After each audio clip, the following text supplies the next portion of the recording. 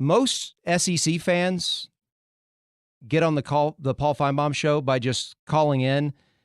These guys went to a lot more trouble to get on the show. I mean, it's easier, guys. You don't have to do everything you did. We're talking to correct me if I get your names wrong. Noah Gronniger and Clint Switzer. You got it. Got it. All right. Noah and Clint are Missouri fans. Did you go to Mizzou? Nope, did not attend the University of Missouri. Just grew up diehard fans here in the Missouri, in the Big 12 or Big 8 footprint back then. Glad that has certainly ceased. And so you guys are just so excited about being a part of the SEC and all the novelty of that last summer you decided to go on a trip. You got in the car. You started with the University of Missouri, and you proceeded to go to all 14 SEC campuses, and you took a camera with you. You filmed the whole thing, and your goal, do we call it a documentary? Is that what you guys refer to it as? Yeah. You're definitely documenting it. So a documentary, and it's called Stadium Crashers. And you go to all these stadiums, and the goal is to get into each one. Now, I sat at my desk this morning, and I watched the first half of it. You went from Missouri, Vandy, Kentucky, Tennessee, South Carolina, Georgia, Florida. You hit all the SEC East first. I saw you were successful getting into all of those stadiums, and then I stopped it because I didn't want to know how it ended, because I want to be surprised when I hear the answers, just like the audience here. So I'm gonna hit you with a few questions. So let's start with Clint. We know you hit all the East, but once you went to the West, were there any stadiums that you didn't get into? Well, if we may throw out a spoiler alert here on the Paul Finebaum show with you, Brad, we ran into a little trouble at one, and I'll tell you, it's one that maybe the fans of that school will be excited that we didn't get into that one, but we did run into a little trouble down at LSU. I believe an old player from LSU once said that Tiger Stadium is haunted and the ghosts favor the home team. Well, that's exactly what happened to us. We were unable to get in under any circumstance. So LSU was our one, I guess if you call it a defeat here, but all right in the world, because we're going to go down and see Mizzou play down in Baton Rouge here this October. So we'll try to get some redemption on that. All right, and you can update your video also after you get some footage of yourselves in the stadium. So Noah, of the stadiums that you did get into, which ones were you unable to get onto the field? There was quite a few that we got up to the upper deck, but we couldn't quite get onto the field. I know Stanford Stadium in Georgia was one we couldn't get onto the field. And Mississippi State, they were having a team practice in there. They were running the stairs, so we couldn't get onto the field there. There were coaches, kind of equipment managers on the field, and we couldn't get onto the field there. Texas A&M is another one, Kyle Field. There's construction over the entire field, so we couldn't get on that field either. Yeah, I saw you ran into construction at quite a few places. A lot of the SEC network money being spent around the conference, upgrades to all sorts of stadiums. How many brushes with police or security did you have while getting into or out of these stadiums? Relatively few, surprisingly. I mean, certainly we wanted to do this in the most professional way possible. However, at Tennessee, at Neyland, we ran into an overzealous, maybe campus police officer that was not too excited about what we were doing, and had a little brush. It's in the film there. Our director kept going. Thanks for that, Seth, for keep rolling while the officer was kind of berating us there. But other than that, we were able to plan some visits to some of these schools and do it the right way as far as getting some interviews with some school officials and stuff like that, getting a tour. So, we some of the schools had our back. Some we were left to our own accord. I guess that's kind of the fun of the film. It kind of goes both ways. All right. So who was your cameraman? Because I would think that having a big camera makes it more difficult to sneak into any place, especially a football stadium.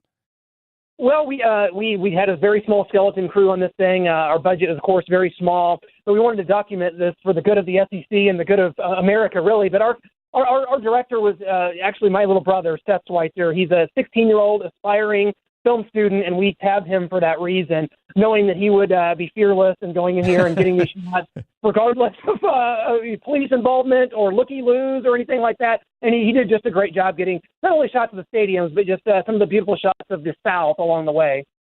I bet he had some great stories to tell when he went back to high school. Yeah, most of those we can't get into, but good one.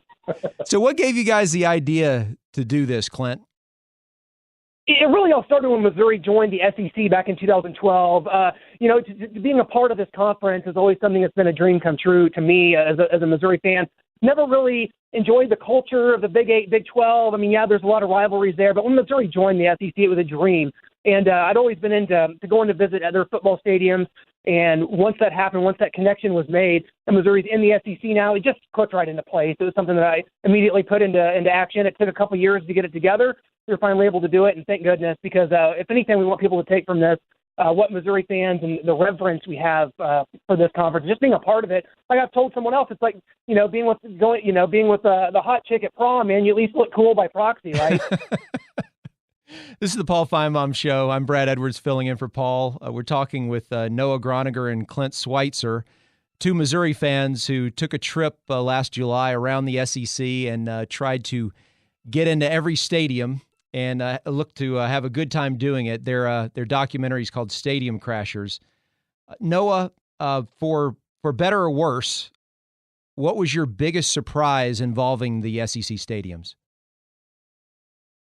Well, just how locked up they are. I mean, during that summer, yeah, we could get into some. We got some tours, but and just how vast and big and how much they just reach into the sky like they were built by the hand of God himself. I mean, these are just daunting structures, and just imagining just us being in there and on the field in some of them and just looking up in these empty, just glorious structures and thinking about all the fans in there and why it gives the SEC just such a great home field advantage and imposing presence as a conference. Well, this might be difficult to do, but what was your favorite stadium from the inside if you had to pick one? From the inside?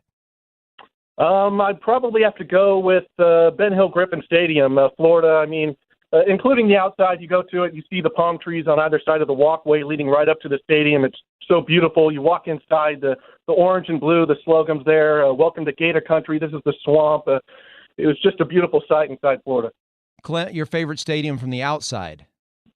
Yeah, it's tough. Bryant-Denny was a heck of a deal. I mean, when you walk up there and you see the Bear Bryant statue outside, and just looking at that, it was absolutely unbelievable, and it was by far my favorite. I mean, just getting to be a part of Alabama, you could just almost hear the ghosts of champions past. We got to visit the locker room there and got to fly a drone over it, which is one of the most daunting things I've ever done in my life. I'm still not quite over that experience. We thought that might be the only way we get in is taking to the air, but alas, we were able to move around and look at Bryant-Denny, and it is a wonderful facility, as are so many in the SEC, but that one really stands out. So you mentioned the drone. Is that how you got those aerial shots?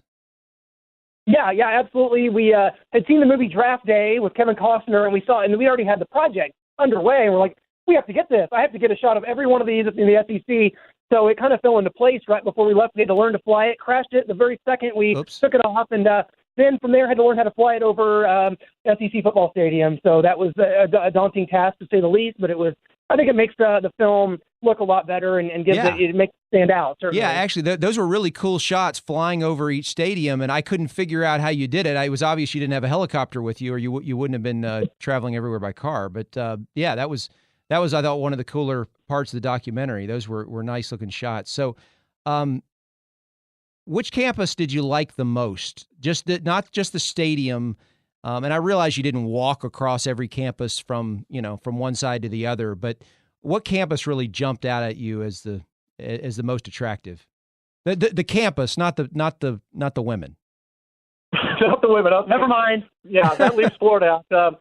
I guess I'd have to go with Ole Miss, going around there, checking out the Grove. We did have kind of a tour around there. We set it up with the school officials, and it's just a beautiful campus, lots of great sights, beautiful flowers around there, and just the guide showing us around, taking us down to the stadium and just around campus and the Grove and telling us all about the stories and the game day experience around there. Ole Miss definitely stood out amongst the rest.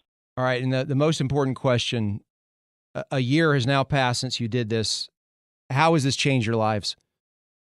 It absolutely has, in so many ways, because we wanted to make this a multi-layer film. We wanted it to stand. We didn't want this just to be about two guys, idiots, going around crashing football stadiums and drinking beer at the local pub.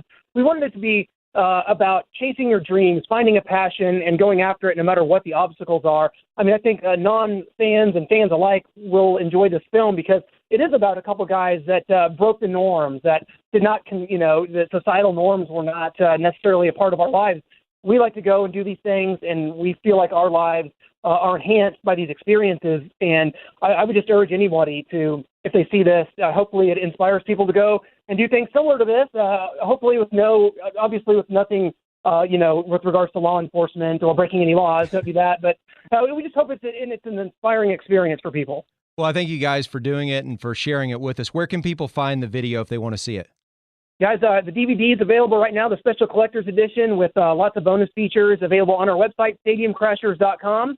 There's a nice clean tab for you there. Just check it out. There's the trailers there if you want to check out the trailer before you buy it. And we'd like to have everyone go check that out. And it's stadiumcrashers.com, and we hope everyone enjoys the film. All right. Hey, thank you guys for joining us. Thanks so much, Brad. It was great being on. All right, that's Noah Gronniger and Clint Switzer. Once again, they put together that documentary, Stadium Crashers. And I think a lot of you have probably been outside of a stadium at a time when there wasn't a game going on, and maybe not all 14 SEC stadiums, but at least one of them you've tried to walk in and there was a gate closed or security guy there, and you're trying to figure out, how can I get in there and see the field?